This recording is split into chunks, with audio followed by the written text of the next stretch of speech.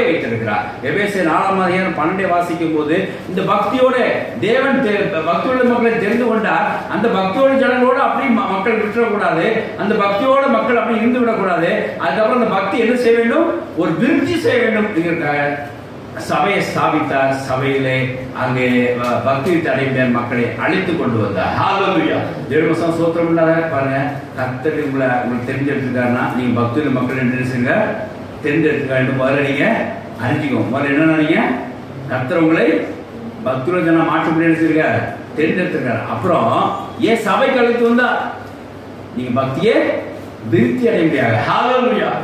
வாசிக்கலாம். பரிசுத்தவான்கள் சீர் பொருந்தும் பொருட்டு, பரிசுத்தவான்கள் சீர் பொருந்தும் பொருட்டு, சுவிசேஷ ஊழியத்தின் சுவிசேஷ வேலைக்காகவும் கிறிஸ்துவின் சரீரமாகிய சபையானது, கிறிஸ்துவின் சரீரமான சபையானது பக்தி விருத்தி அடைவதற்காகவும் அவர் சிலரை அப்போஸ்தலராகவும், சிலரை தீர்க்கதரிசியாகவும், சிலரை சுவிசேஷகராகவும், சிலரை மேய்ப்பராகவும், போதகராகவும் நியமித்தார். ஹalleluya. தேவனுக்கு ஸ்தோத்திரம் உண்டாதாக. பக்தி விருத்திக்காக சபைக்கு கர்த்தர் உங்களை அழைத்து கொண்டு வந்திருக்கிறார்.